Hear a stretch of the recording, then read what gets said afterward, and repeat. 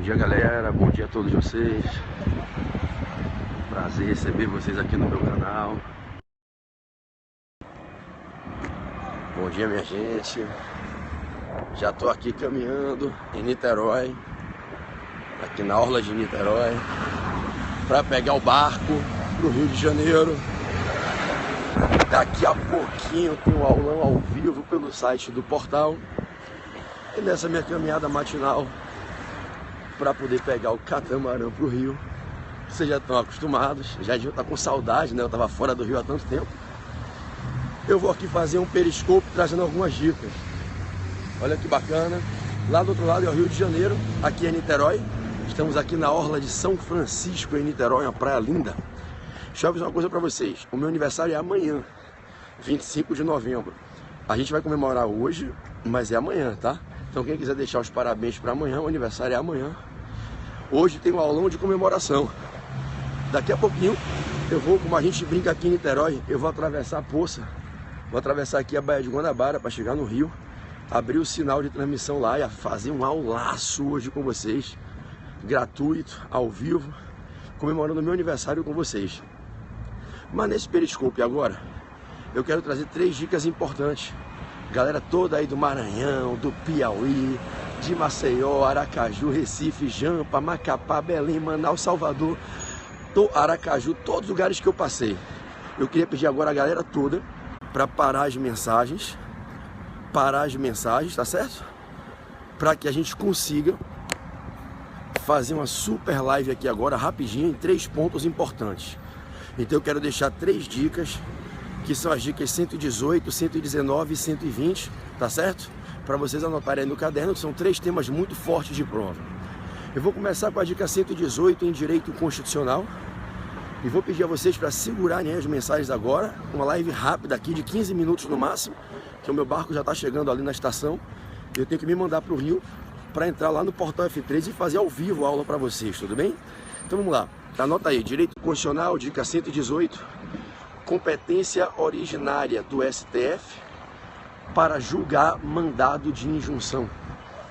Competência originária do STF para julgar mandado de injunção, ok? Bom, a Constituição da República determina que o mandado de injunção deve ser impetrado no STF nas hipóteses em que a autoridade, o órgão responsável pela elaboração da norma que não foi feita, ou seja, a autoridade, o órgão a quem se imputa a responsabilidade pela omissão de não ter feito a norma que regulamentaria a norma constitucional, e por isso se impetra o mandado de injunção diante da omissão inconstitucional, quando a autoridade é o presidente da República, o Congresso Nacional, a Câmara, o Senado, a mesa diretora da Câmara, a mesa diretora do Senado, o TCU, o próprio STF ou os tribunais superiores. Entenda, você vai passar pela cabeça, pela direção, pelo alto escalão dos 3 poderes, ok? Quando é que se impetra mandado de injunção no STF? Quando o feitio da norma que tinha que ser feito e não foi feita é de incumbência do chefe do Executivo, presidente da República, do alto escalão do Judiciário, STF e tribunais superiores, do alto escalão do Legislativo, Congresso Nacional, Câmara, Senado, mesa diretora de qualquer das casas, Câmara ou Senado e TCU, e alto escalão do Executivo, presidente da República. Então você vai dizer que compete ao STF receber o mandado de injunção para julgá-lo originariamente, quando a autoridade responsável pela elaboração da norma é o presidente da República, é o próprio STF ou um dos tribunais superiores, é o Congresso Nacional, a Câmara dos Deputados, o Senado, a mesa diretora de ambas as casas ou o TCU. Se essas forem as autoridades responsáveis pelo feitio da norma, autoridades que não fizeram a norma, gerando a omissão, a gente diz que o mandado de injunção se impetra originariamente no STF.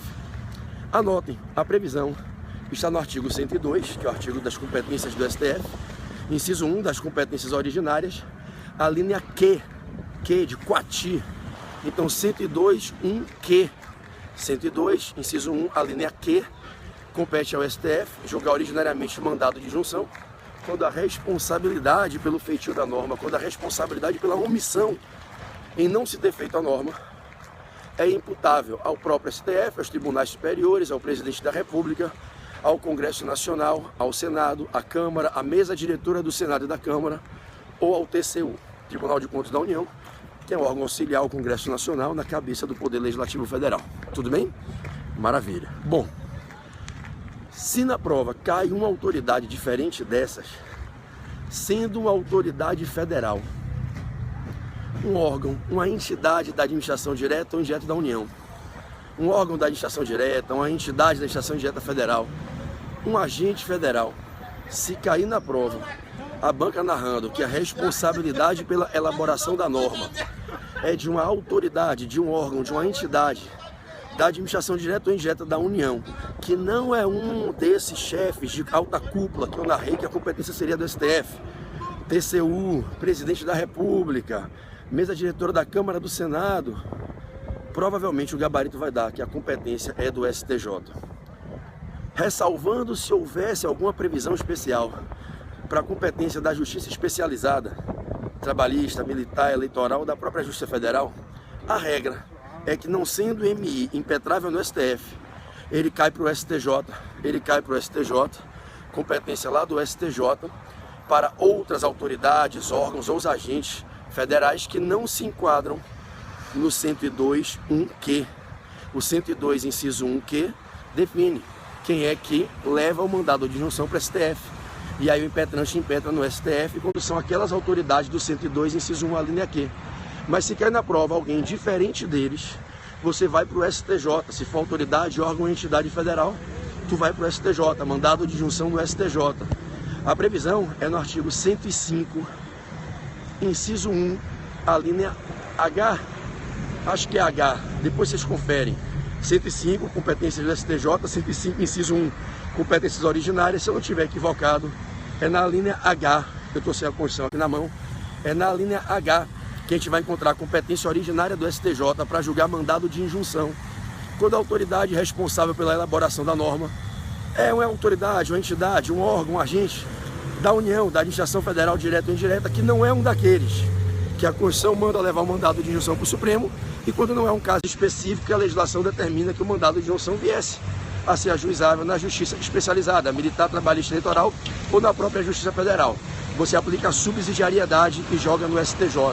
Então não foi um dos que vai para o STF, mete a subsidiariedade e joga no STJ pelo 105, inciso 1, a linha H, tudo bem? Essa foi a dica 118. A dica 119 é de direito tributário, eu vou fechar com a 120 de direito civil. A dica 119, direito tributário, é sobre o tema da competência cumulativa tributária. Competência cumulativa tributária. Alguém cumulando uma competência que a priori não seria sua. Hoje, atualmente, a competência cumulativa tributária só acontece em uma hipótese, mas a Constituição permite que ela possa acontecer numa segunda hipótese. Então, hoje, a competência cumulativa é aquela que o Distrito Federal exerce. Cumulando, Claudinha Molinaro, te espero lá hoje no nosso evento, hein? A hora que você puder, apareça para dar suas dicas amadas de direito administrativo. O Brasil te espera hoje no aulão do PB e do RB, tá certo? Quero você lá para dar dicas pra galera. Então vamos lá, quem não seguiu ainda, siga Claudinha Molinaro. Ontem fez uma live para mais de 4.000 pessoas no Amo Direito, foi um espetáculo a revisão dela de direito administrativo. Bom, então vamos lá, se liga. Então, competência cumulativa tributária, que está no artigo 147 da Constituição, está no artigo 147 da Constituição, hoje é aquela que o Distrito Federal exerce, cumulando os impostos municipais com os estaduais. Impostos municipais com os estaduais. Então o DF cumula impostos estaduais e impostos municipais. O Distrito Federal exerce a competência sobre os 3 impostos estaduais, ITCMD, ICMS e PVA, e os 3 impostos municipais, IPTU, ITB e ISS. Hoje não existem territórios no Brasil. Caso voltem a existir territórios, a gente vai chegar no segundo caso de competência tributária cumulativa, Caso voltem a existir territórios no Brasil, a União cumulará nos territórios, que são territórios federais, é a União quem institui, é a União quem administra, a União cumula os impostos estaduais com os impostos federais nos territórios. E preste atenção, caso se institua um território pequenino, que não seja dividido em municípios, como era, por exemplo, o território de Fernando de Noronha, a União, por não existir município nesse eventual território, a União cumula também os impostos municipais. Então vejam, a competência cumulativa tributária do artigo 147 da Constituição é aquela prevista para o Distrito Federal e para eventuais territórios que venham a ser instituídos no Brasil. Hoje a gente diz que o Distrito Federal cumula impostos municipais com os estaduais. Hoje existe competência cumulativa tributária no DF, o DF cumulando impostos municipais com os estaduais. Caso voltem a nascer territórios no Brasil, haverá também competência cumulativa nos territórios. Território não é ente federativo, território não cria tributo. A União cumularia os impostos estaduais com os federais e a gente teria uma competência cumulativa tributária da União nos territórios, cumulando impostos estaduais com os federais, com o plus, com o adendo, que a União pode também vir acumular impostos municipais, caso se trate de um território que não é dividido em município. Na história recente do país, nós tivemos o perfil de dois diferentes territórios. O território dividido em município, como era o território do Amapá e o território de Roraima, que viraram estados, tinham municípios, e o território não dividido em município, como era o caso de Fernando de Noronha. Caso se trate de um território dividido em município, não tem por que a União cobrar imposto municipal, já que existe município no território. Agora, sendo um território não dividido em município, um território uno, aí a União também cumula os impostos municipais. Então esse é o caso de competência tributária cumulativa na nossa Constituição, lá no artigo 147, beleza?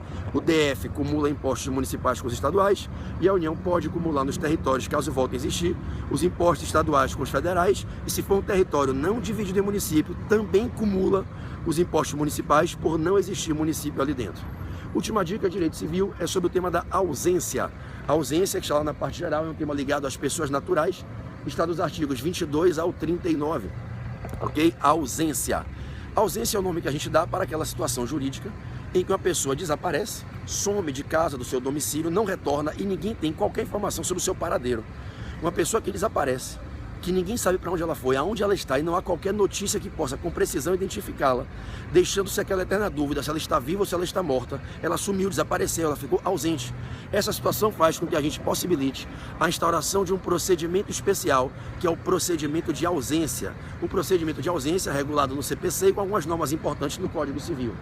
Declarar-se-á a ausência de uma pessoa desaparecida que não deixou qualquer informação de para onde foi, aonde está, pessoa que ao desaparecer faz com que todos tenham uma dúvida se ela está viva ou se ela está morta, e declara-se a ausência para que se instaure um procedimento especial destinado a administrar o patrimônio dessa pessoa. O procedimento da ausência é um procedimento destinado a cuidar, a acautelar os interesses patrimoniais dessa pessoa desaparecida, para que se possa cuidar dos bens que ela deixou, para que no dia que ela volte, caso ela volte, esses bens estejam conservados, para que se possa continuar a dar função social às propriedades que essa pessoa tem, aos contratos dos quais ela é parte, administrar seus interesses patrimoniais. A ausência